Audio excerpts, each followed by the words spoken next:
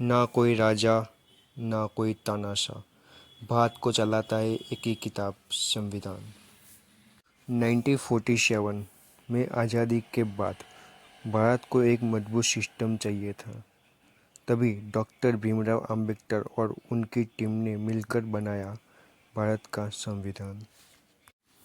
ये संविधान हमें देता है हमारे अधिकार, जैसे बोलने की आज़ादी, बराबरी का हक और न्याय, और साथ ही दिखाता है हमारी जिम्मेदारियां भी।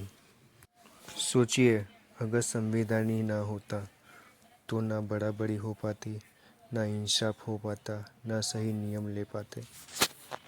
इसलिए संविधान को एक किताब नहीं कहा जाता, हमारे देश की आत्मा है। अभी संविधान को समझने के लिए हम आगे बढ़ते हैं। ठीक है, आपने पूछा है भारतीय संविधान का अनुच्छेद 36, आर्टिकल 36 ऑफ इंडियन कॉन्स्टिट्यूशन। मैं आपको इसे story based detailed Hindi explanation में समझाता हूँ। अनुच्छेद 36 क्या कहता है? अनुच्छेद 36 कहता है, इस भाग 4 राज्य के नीति निर्देशक तत्व में राज्य का वही अर्थ होगा जो अनुच्छेद 12 में है।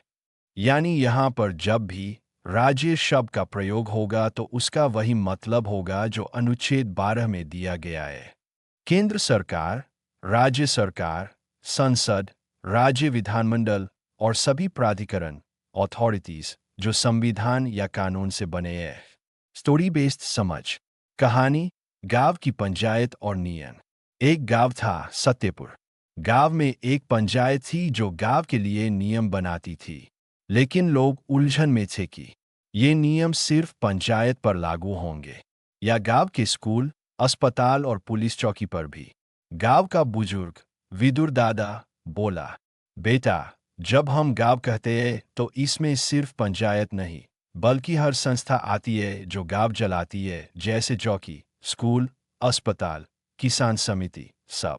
ठीक इसी तरह संविधान में अनुच्छेद 36 कहता है कि जब हम राज्य बोलेंगे, directive principles of state policy, नीति निर्देशक तत्वों के संदर्भ में, तो इसमें सिर्फ केंद्र या राज्य सरकार नहीं बल्कि हर संस्था शामिल होगी जो जनता के लिए काम करती है।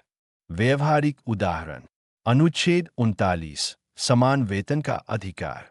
जब ये कहा जाता है कि राज्य समान कार्य के लिए समान वेतन देगा तो ये जिम्मेदारी केवल केंद्र सरकार की नहीं है बल्कि राज्य सरकार, सरकारी कंपनियां, नगर निगम, यहाँ तक कि सरकारी स्कूल कॉलेज प्रशासन की भी है।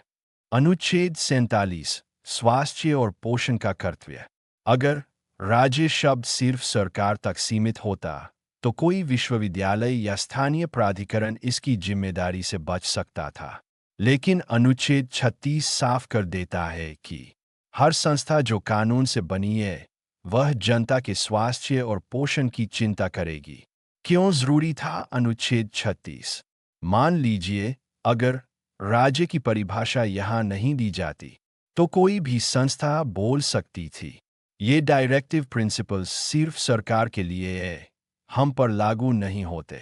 लेकिन अनुच्छेद 36 ने ये कानूनी बहाना खत्म कर दिया। अब शिक्षा बोर्ड, नगर निगम, राज्य परिवहन निगम, सरकारी बैंक सब राज्य की परिभाषा में आ जाते हैं। निष्कर्ष, कंक्लूजन, अनुच्छेद 36 एक परिभाषात्मक अनुच्छेद, डेफिनेशनल आर्टिकल है।